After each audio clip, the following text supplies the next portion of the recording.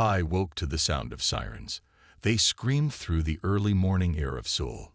His phone buzzed with emergency alerts. Half asleep, he grabbed it and read the message. "This is not a drill. Seek a shield or edna. Tai jumped out of bed and ran to the window. The sky was wrong. Where there should have been morning blue, strange dark ships hung in the air.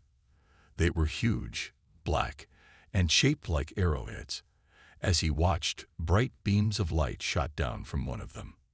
A distant boom shook his apartment. Then another, and another. "No," Ta whispered. His military training kicked in. Ta had been an engineer in the Korean Army for 8 years. He knew what an attack looked like. He grabbed his emergency bag, phone, and the photo of his parents from the shelf. The building shook. Dust fell from the ceiling. People screamed in the hallway. Tai ran outside. The streets were chaos. Cars crashed into each other. People ran in all directions. Above, more ships appeared. Hundreds of them now filled the sky. His phone rang. It was his friend Do-hyun. "Ta, are you seeing this? What's happening?" Do-hyun's voice shook with fear. "I don't know, but we need to get underground," said Ta. "Meet me at the old bunker, the one we found last year." "Okay, I'll try to bring others." The call ended. Ta ran through the panicked crowd. The bunker was 3 kilometers away, an old Cold War shelter that most people had forgotten. Another explosion rocked the ground. Ta looked up. One of Seoul's tallest buildings was hit by a beam. It didn't explode like in movies. Instead, it simply fell apart, crumbling like sand. Thousands of people would have been inside. Ta ran faster. His phone kept buzzing with reports from around the world. New York, London, Beijing, Delhi, all under attack. This wasn't just Korea. It was everywhere. When he reached the old park that hid the bunker entrance, Ta saw Do-hyun waiting with 5 others. An old man, a young couple, and a woman with a small girl. "Ta," Do-hyun waved. "This is all I could find on the way. This is Mina and her daughter Sue, and this is Han and Yuri, and Mr. Park." Ta nodded at them. "The entrance is hidden under that shed. Help me open it."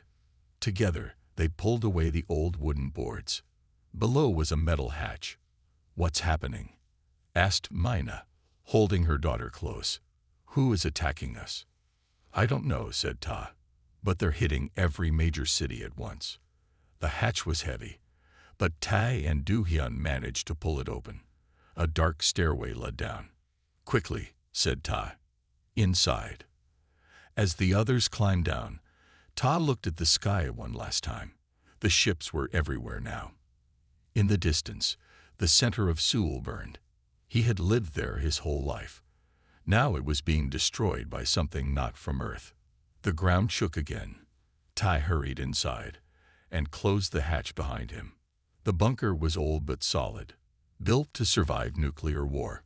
It had rooms for sleeping, a small kitchen area, and most importantly, stored food and water. "Will we be safe here?" asked Yuri, her voice small in the dim emergency light. "Safer than outside," said Ta. He turned on the old radio system. It still worked. Reports came in from all over. The same story everywhere. "They say the military weapons don't work against them," said Do-hyun. "Missiles, jets, tanks, nothing works." Ta nodded grimly. "We need to stay here, wait it out." "How long?" asked Mr. Park. "I don't know," said Ta. "But if these aliens wanted to kill everyone, they could have done it already. They want something from Earth, and that means some of us will survive." "To do what?" asked Han. Ta looked at each face in the dim light. "To fight back. Someday." Above them, the world burned. But in the darkness of the bunker, something remained. Hope. Small, but alive. 6 of them, hidden away. As the first day of Earth's fall passed, they listened to the radio. One by one, cities went silent. Countries stopped reporting. Humanity was losing, but it wasn't lost. Not yet. 6 months passed in the dark bunker. Food ran low. They had to go outside for supplies. "It's too dangerous," said Mina, holding her daughter Sue close. "We have no choice," Ta said. "We have only 3 days of food left." In the dim light, their faces looked thin and tired. The radio had gone silent 2 months ago. They had no news from the outside world. "I'll go with you," said Du-hyun. Ta nodded. "Mr. Park, too. He knows the area well." They waited until night. The bunker door creaked as they pushed it open. The air smelled wrong, burnt and strange. The city was in ruins, buildings broken like toys, streets cracked open. And the sky was filled with strange lights. More ships. "Stay low," whispered Ta. They moved through the empty streets. No people, no birds, no dogs, just silence. "There," said Mr. Park, pointing to a small store. "Food might still be there." They ran across the open street. The store door was broken. Inside, some cans remained on dusty shelves. "Grab everything," said Ta. They filled their bags quickly. Du-hyun found bottles of water. Mr. Park found medicine. Then they heard it. A low humming sound. "Hide." Ta pulled them behind a counter. Through the broken window, they saw it, a small ship floating down the street. It stopped near the store. A door opened. 2 creatures stepped out. They were not human. Tall and thin with 4 arms. Their skin was pale blue. They wore black suits that seemed to shine. "Searchers," whispered Mr. Park. "I've seen them before. They look for survivors." The aliens had strange tools in their hands. One pointed at the store.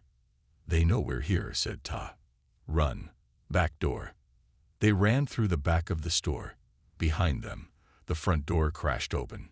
Strange sounds, like clicks and whistles, filled the air. "This way," Du-hyun called. They turned down an alley and stopped.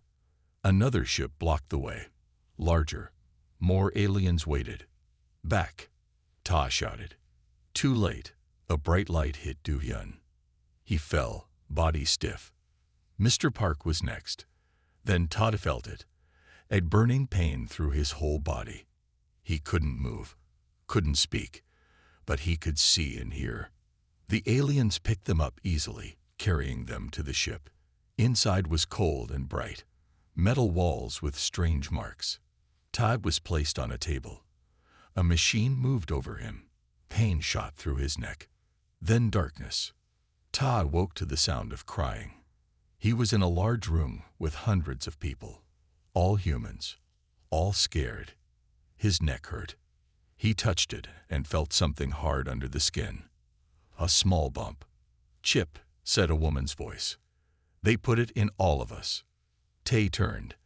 A thin woman with short black hair sat next to him. Her eyes were tired but sharp. "I'm Jin," she said, "medical researcher from Busan." "You?" "Ta, military engineer." "Seoul." He looked around. "Where are we?" "Their ship, the big one." Jin pointed up. "We're not on Earth anymore." Tay's stomach dropped. "How long was I out?" "Hard to tell. Maybe 2 days." Jin lowered her voice. "They're taking us somewhere, processing us." "For what?" "Work, slaves." Jin touched her own neck. "The chip controls us. Try to run, it hurts you.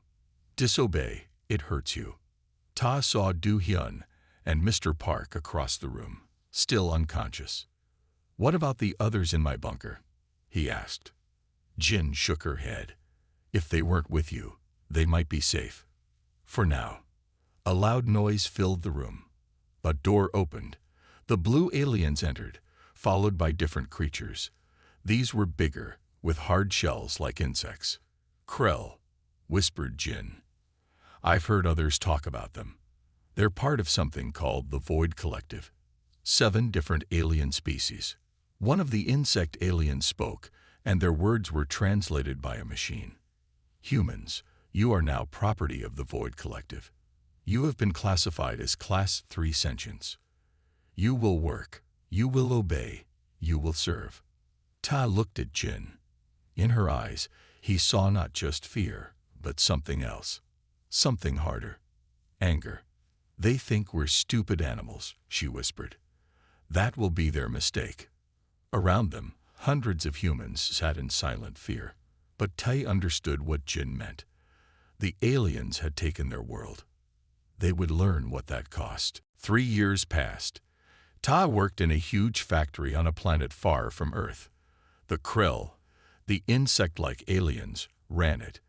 They made parts for ships here. It was hot, hard work. Tai's hands moved quickly over the machine. He knew it well now, better than some Krill did. He watched and learned everything. Worker 7329, increase output, came the order through the speaker near him. Tai didn't look up. Yes, Overseer. The chip in his neck gave a small warning pulse. Not painful, but a reminder. Work faster or feel pain. He had learned their language by listening. The Krill didn't think humans could understand their clicking speech. They talked freely around their workers. Tai understood more each day. When his shift ended, Tai went to the eating area. The food was bland, but kept him strong. He sat at the usual table.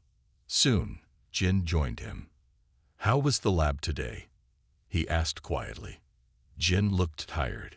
She worked in the medical research area, cleaning equipment and helping with tests. Like Tai, she watched and learned. Same, she said. Then she tapped her tray 3 times. Their signal. She had found something. After eating, they walked to the sleeping quarters. Thousands of humans lived in small rooms, 4 to each room. Ta shared with Do-hyun, who had survived, and 2 others from different parts of Earth. When they were alone in the corner of the sleeping hall, Jin whispered, I found files. About the chips. Tai's heart beat faster. Tell me. They have a flaw, she said. A reset point. Press here. She touched a spot behind her ear, while holding something metal. It turns off for 30 seconds. Then it restarts. Enough time to remove it? No, but enough time to put something between it and your skin. She showed him a small piece of thin metal. This blocks the signal. The chip thinks it's working, but it can't shock you.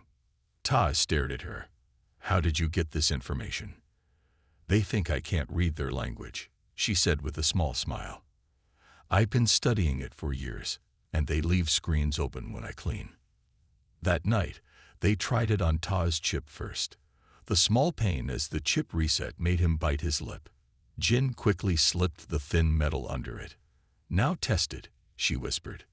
Tai thought of escape, something that would normally trigger the chip. Nothing happened. No pain. It works, he said, amazed. Over the next month, they made more small metal pieces. They carefully chose other humans to help.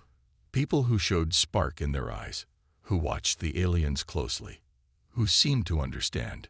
Soon, 20 humans had blocked chips, then 50. Tai made a small tool from scraps.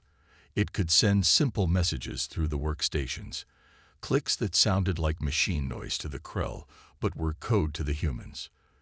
They learned more every day. Earth was being mined for rare minerals. The Void Collective had 7 species, each with different jobs. The Krill were engineers and builders. Humans were sent to work for all 7 species. The aliens fought among themselves sometimes. Most importantly, the aliens thought humans were simple tools, smart enough to work but too dumb to plan or resist. One night, Ta met with Jin and 5 others in a hidden corner of the waste area, places the Krill never checked. We need to learn more, said Ta, about their ships, their weapons, and find other humans, said Do-hyun. There must be thousands of us across their worlds. Jin nodded. I found something else. A map. It shows where they took humans from Earth. We're spread across 12 planets. Can we contact them? Asked Suk, a former programmer. Maybe, said Jin. The Krell use a network for messages, if we can access it. Dangerous, warned Ta. Everything is dangerous now, said Jin. She looked at each of them. But we have something they don't expect. What's that? Asked Suk. Humans don't give up, said Jin. And we learn fast. Ta smiled slightly. And they think we're just animals. That's their mistake, said Du-hyun. As they returned to their rooms, Ta looked up at the strange stars. Somewhere out there was Earth, and millions of humans waiting. The aliens had taken everything from them, but they hadn't taken their minds, their will. The silent resistance was growing, one person at a time. Soon, the Void Collective would learn what humans could really do. Jin sat in the corner of the medical lab, pretending to clean tools. But her eyes were on the screen across the room. The Krell scientist was studying different alien species. Class 1 sentience, the screen said about the Krell. Evolved in stable environments with minimal competition. Jin memorized every word. This was important. Later that night, she met Tai and the others in their hidden meeting spot. I found out why they think we're weak, she said. It's how they evolved. Tai leaned forward. Tell us. Most species in the Void Collective come from easy worlds, Jin explained. Stable climates.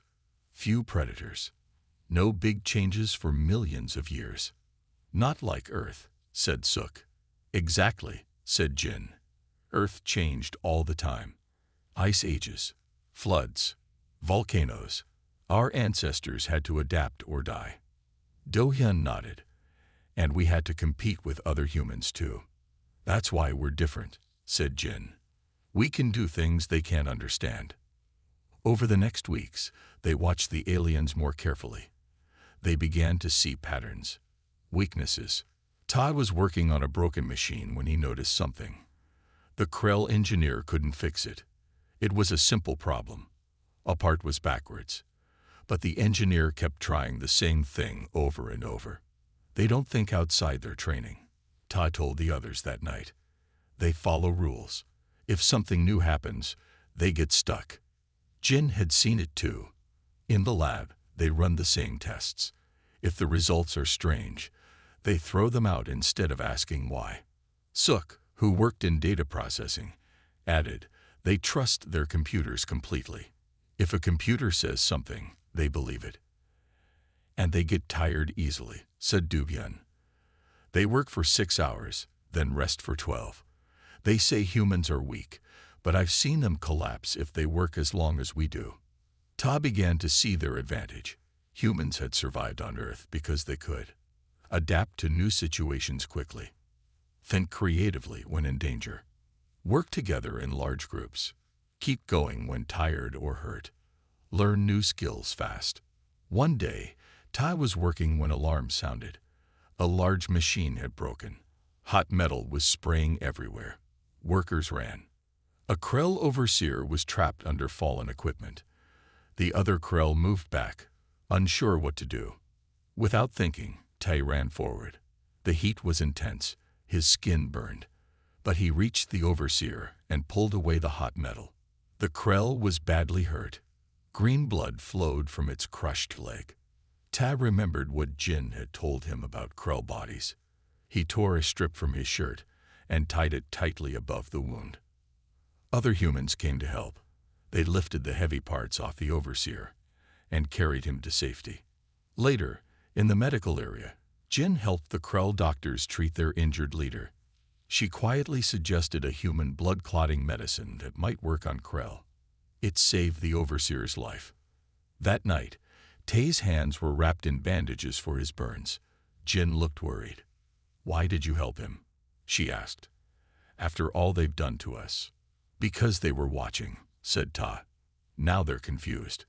They think we're simple animals, but animals don't risk their lives for enemies. We showed them something new, said Du-hyun. And now they'll watch us closer, said Jin. One Krell especially, the head scientist, Vrex. He was there when you saved the overseer. He looked interested. Ta nodded. Good. Let him watch. Let him get curious. What are you planning? asked Sook. The curious ones are dangerous to their own kind, said Ta. They ask questions. They break rules. We can use that. Jin smiled slowly. We need someone on the inside. Someone who will listen. And learn the wrong lessons, added Ta. The humans looked at each other. For the first time, they felt something new. Not just hope, but power. The Void Collective had made a simple mistake. They judged humans by their technology, not by what made them survive on Earth for thousands of years. Now they would learn. The Krell scientist Vrex watched Ta work.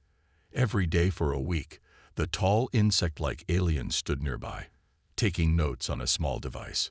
Pretend not to notice, Jin had told Ta. Let him think he's seeing the natural you. Ta kept his face blank as he fixed machines.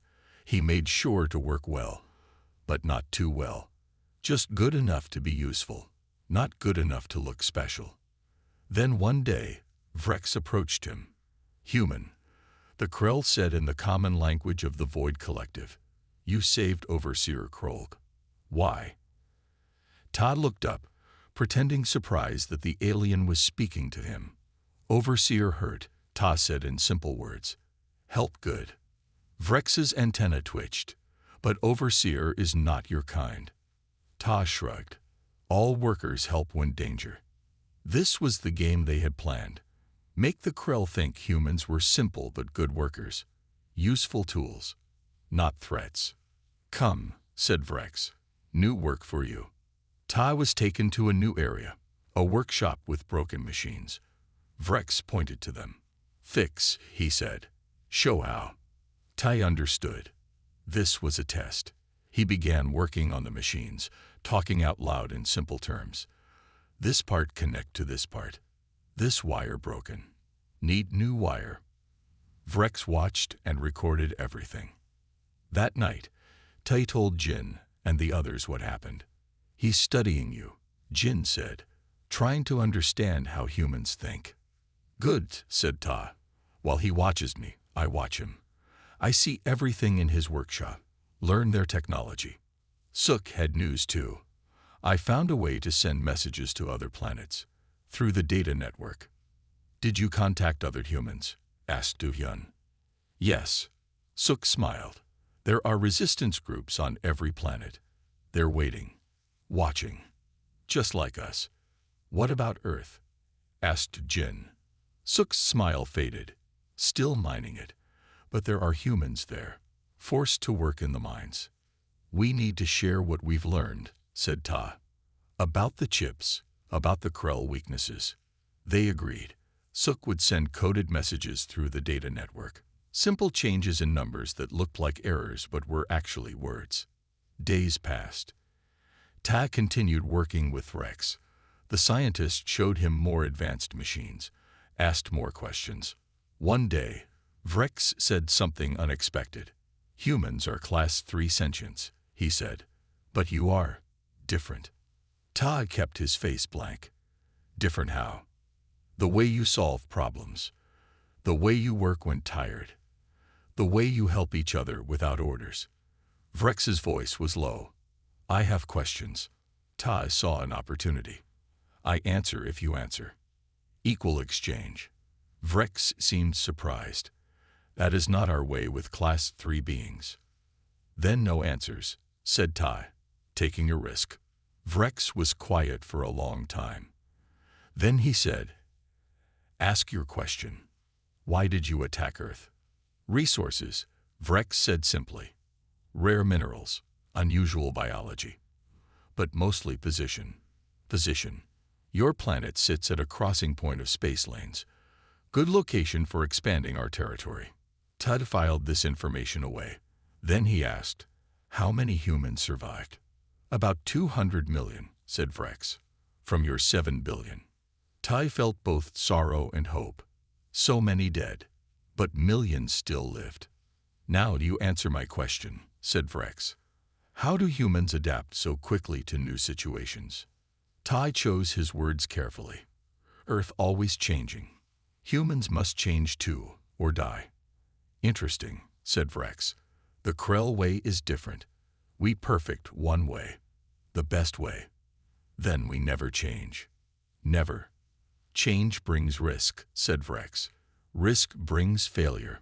Failure is waste. In that moment, Ty understood something important about the Krell. They feared failure more than they wanted success. That night, he told the others what he learned. Their strength is their weakness, he said. They can't handle the unexpected. They can't improvise. Then we need to be unexpected, said Jin. Do things they can't predict or understand. Yes, said Ta. And thanks to Vrex, I now have access to better tools and better information. Do-hyun smiled. The spark is catching. Soon it will be a fire. The humans nodded. Their plan was working. Slowly but surely, the resistance was growing stronger.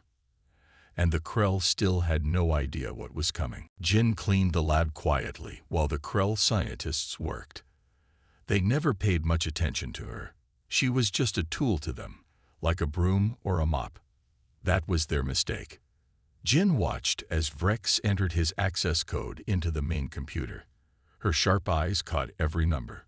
Later, she would use those numbers. When the scientists left for their rest period, Jin stayed behind to finish cleaning. As soon as they were gone, she went to the computer. Her hands moved quickly over the strange keys. She entered Vrex's code. The screen opened to show thousands of files. Jin had been planning this for months. She knew exactly what to look for. First, she found maps of the Void Collective's territory. She memorized the locations of all human work camps. Then she found technical files about their ships and weapons. Jin couldn't copy the files. That would be noticed. But she could read and remember. Her medical training had given her an excellent memory. For 30 minutes, she read as fast as she could. Then she carefully erased all signs that she had used the computer and went back to cleaning. That night, she shared what she had learned with Tai and the others. Their ships have a weakness, she said. The engines need to cool down after jumping through space. For 16 minutes, they can't jump again. That's useful, said Ta. What else? The collective is not as united as they want us to think, said Jin. The 7 species argue about resources, especially the Krell and the Vorax. Who are the Vorax? Asked Duvyan. Another species, like giant birds. They control the military, said Jin. They think the Krell waste too many resources on building projects. Suk spoke up. I've received messages from the other resistance groups. They're all gathering information too, learning the aliens' technology. Good, said Ta. But we need more than information. We need weapons. Do-hyun looked worried. How? They watch everything we touch. Ta smiled. Not everything. The next day, Ta worked in Vrex's lab as usual. The Krell scientist was showing him a new machine. This cleans the air, explained Vrex. Important for Krell breathing. Ta nodded, studying the device carefully. It used electrical pulses to change air particles. With some changes, it could do other things too. Over the next weeks, Ta began collecting small parts, nothing important by itself. A wire here, a small power cell there. Things no one would miss. At night, in their hidden meeting place, he put these parts together. What is it? Asked Jin, watching him work. A disruptor, said Ta. It can turn off the control chips completely, not just block them. How did you learn to make this? Asked Suk. From watching Vrex's machines, and from this. Ta showed them a small tool. I made it to scan their technology, to understand how it works. Jin was impressed. You've been busy. We all have, said Ta. Now we need to test this. They tried the disruptor on their own chips first. It worked. The chips shut down completely. Now we can free others, said Do-hyun. Carefully, warned Ta. We can't let the Krell notice. They started with trusted friends, just a few at first, then more. Each new person brought skills and knowledge. One night, a month later, their group had grown to over 100. all with disable chips, all working in secret. We've learned so much, said Jin. Their weaknesses, their fighting among themselves, their dependence on computers. And we've built tools they don't know about, said Tai, showing them more devices he had created. This one can jam their communications. This one can open locked doors. What's our next step? Asked a new member, Juan, who had worked as a pilot before the invasion. We need to coordinate with the other planets, said Suk. Set a date, a time when we all act together. And we need to cause problems between the Krell and the Vorax, said Jin. Make their fighting worse. Ta nodded. The more confused they are, the better chance we have. What about Earth? Asked Do-hyun. Our home. Ta looked at each face in the dim light. We'll take it back. All of it.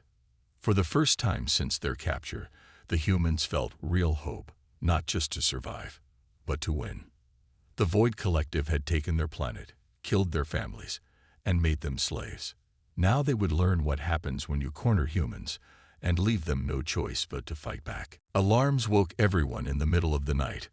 Red lights flashed in the human quarters. Loud clicks and whistles came over the speakers, Krell voices in a panic. Ta met Jin in the hallway. What's happening? I don't know, she said. Then she smiled. But I think our friends on the other side of the planet have started. For weeks, they had been waiting for the right moment. Now it seemed to have come. Their group gathered quickly in the confusion. Do-hyun rushed in, breathing hard. The Vorax ships have arrived, he said. They're angry about missing shipments. What missing shipments? Asked Suk. Tai smiled. The ones I changed in their computer records. The Krell think they sent them. The Vorax think they never arrived. Clever, said Jin. Now they fight each other instead of watching us. Through the walls, they could hear the sounds of arguments. Loud, angry alien voices. Now is the time, said Ta. He opened a hidden panel in the wall and took out the devices he had built. Disruptors for the chips, tools to open locked doors, small weapons made from factory parts.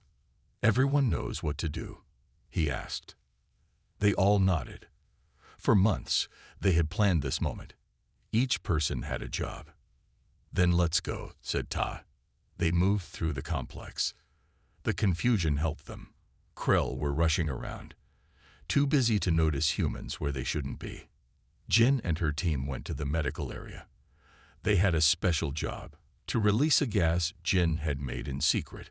It wouldn't kill the Krell, but it would make them slow and confused.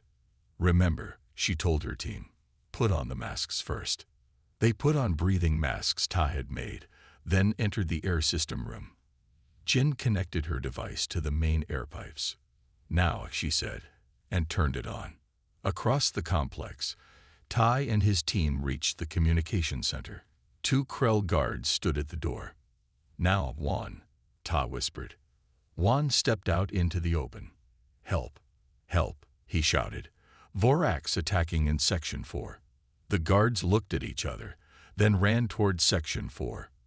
As soon as they were gone, Ta's team entered the communication center. Inside, 3 Krell technicians worked at the controls. They turned in surprise when the humans entered. What are you? One began, but Tai had already activated his disruptor device. The high-pitched sound it made was painful to Krell ears. They fell to the floor, holding their head parts. Quickly, said Ta. Do-hyun went to the main computer. He had been a communications expert on Earth. Now he used that knowledge to send a signal to all human work camps on the planet. It's time, the message said. The day is here. In other parts of the complex, more humans were taking action. Suk and her team took control of the power systems. Others secured food storage and water treatment. Some Krell fought back. There were injuries on both sides. But Jin's gas was working. Many Krell were too confused to resist effectively. By morning, the humans controlled the main systems of the complex, and reports came in that other complexes across the planet were also under human control. Ta stood in the command center, looking at the screens showing different areas. He felt no joy, only determination. This was just the beginning. Vrex had been captured with the other Krell scientists. Now he was brought to Ta. "You tricked me," Vrex said. "You are not simple workers." "No," said Ta. "We are humans." "You will be punished," said Vrex. "The Void Collective will send ships, weapons. You cannot win." Ta looked at the Krell scientist. "We've already contacted the other planets. Humans are rising up everywhere."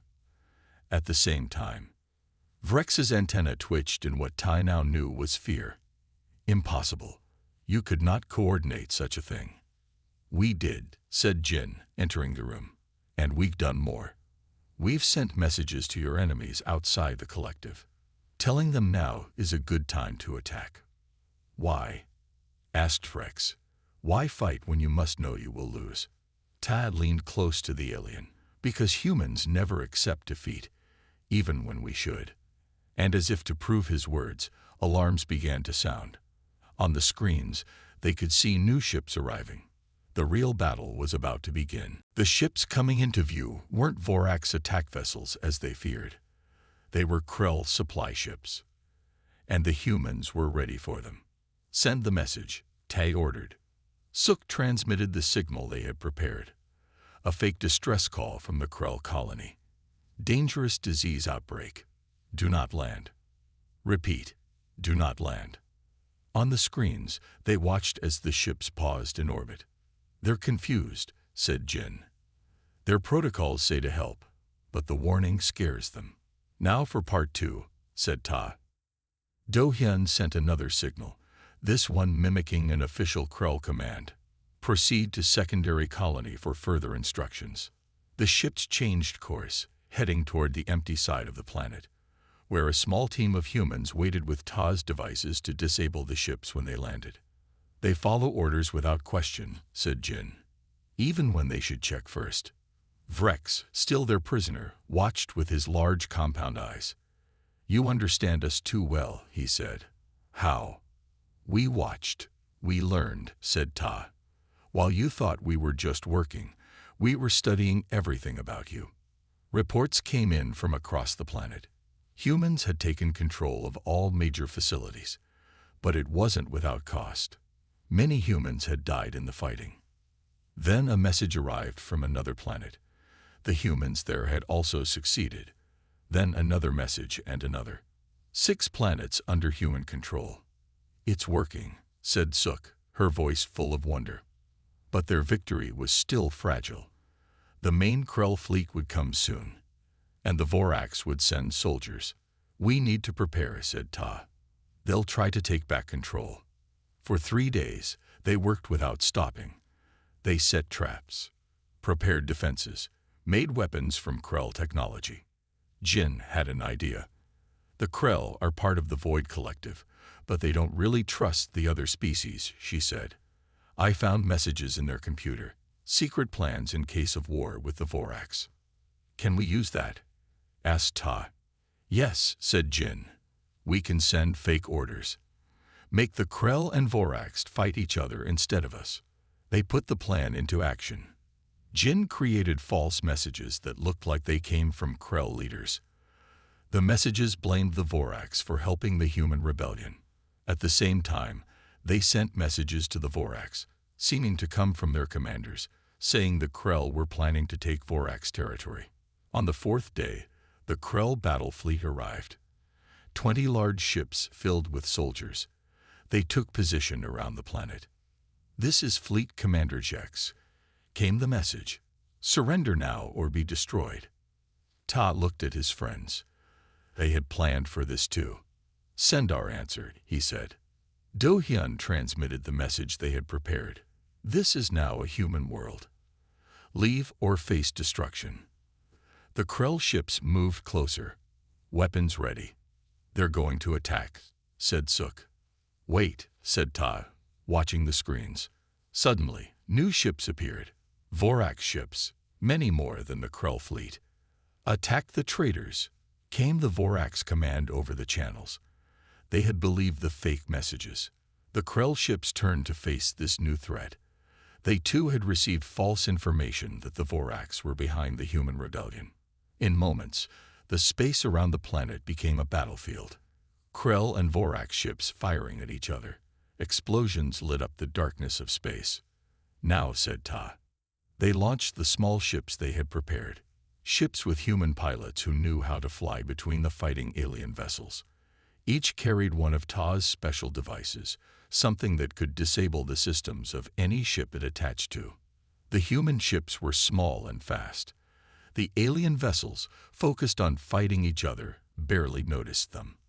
One by one, the biggest ships in both fleets went dark as the devices activated, drifting, powerless. In the command center, Vrex watched in shock. Impossible, he whispered. How could primitive humans defeat two advanced species? Ta looked at the alien. Because you never understood what humans really are. We're not just workers or soldiers. We're survivors. We adapt. We find ways to win even when we should lose. On the screens, the battle continued. But now, the humans were winning. The Void Collective was learning, too late, the terrible mistake they had made. 6 months passed. The human rebellion had spread across the Void Collective. What started on one planet now affected all 12 where humans had been sent. Ta stood on the bridge of a Krell command ship. Once it had belonged to the alien admiral. Now humans controlled it. Through the main window, Ta could see Earth floating in space. Home. It looks different, said Jin, standing beside him. Smaller somehow. But still ours, said Ta. After defeating the Krell and Vorax forces, the humans had taken their ships. With these ships, they traveled to other planets, freed more humans, took more ships. The Void Collective had never faced anything like this. Their rules said that when a Class 3 species rebelled, you crushed them completely. But they couldn't crush humans. Every time they tried, the humans adapted, found new ways to fight, new weaknesses to target. Now representatives from all 7 species of the Void Collective were coming to talk, not to give orders, but to make peace. Are you ready? Asked Du-Yun. Ta nodded. As ready as I can be. They moved to the large meeting room. Once it had been used by Krell leaders to plan how to use their human slaves. Now humans would use it to decide the future of both species. The alien representatives arrived in their ship. 6 different species, strange and alien. Some looked like insects, others like birds, one like a large plant. All advanced, all powerful, all now afraid of humans. Vrex came as the Krell representative. In the months of fighting, he had seen what humans could do. He had chosen to help them, to talk to his own people about peace. Let us begin, said Ta when they were all seated. The main representative, a tall Vorax with golden feathers, spoke first. The Void Collective has ruled this sector of space for 2,000 years. No species has ever done what yours has done. We are not like other species, said Jin. We see that now, said the Vorax. What are your demands? Ta laid out the human terms. First, Earth belongs to humans again. All aliens leave. Second, all humans everywhere are free. Third, humans will be recognized as Class 1 sentients with full rights. Fourth, the Void Collective will help rebuild what they destroyed on Earth. The aliens talked among themselves in their strange languages. Then the Vorax spoke again. And if we refuse? Ta pressed a button. A screen showed images from across Void Collective space, key stations and facilities under human control. Systems humans had learned to operate. Weapons they now knew how to use. Then we continued fighting, said Ta simply. We know your weaknesses now. We control important parts of your territory. We can cause more damage than you can afford. The room was silent. Then Vrex spoke. It would be wise to accept these terms, he told the other aliens. I have studied humans closely. They will not stop fighting. Ever. It is not in their nature to surrender. The Vorax's feathers rustled. Very well. We accept your terms. A document was prepared. All species signed it, the treaty that would give Earth back to humans. When the aliens left, Ta stood by the window again, looking at Earth. "Will they keep their word?" asked Sook. "They will," said Jin. "They're afraid now. They've seen what happens when humans have nothing to lose." Tai thought about everything that had happened. The fall of Earth, the years of slavery, the rebellion. The cost had been high. Millions of humans had died. Was it worth it? Asked Du-hyun quietly, as if reading Ta's thoughts. "We're free," said Ta. "Earth is ours again, and the Void Collective will think twice before attacking any other world." He turned to face his friends, people who had once been simple workers, slaves with chips in their necks. Now they were leaders, warriors, the ones who had freed humanity. "We should go home," said Ta. "There's much to rebuild." As the ship turned toward Earth, Tai thought about the future. Humans would rebuild their cities, their nations, but they would never be the same. They had seen the stars, learned alien technology, discovered their own strength. The Void Collective had made a terrible mistake. They had thought humans were weak because they were less advanced. They didn't understand that humans had survived on Earth because they never, ever gave up. Now the whole galaxy would know. Enslave humans at your own risk.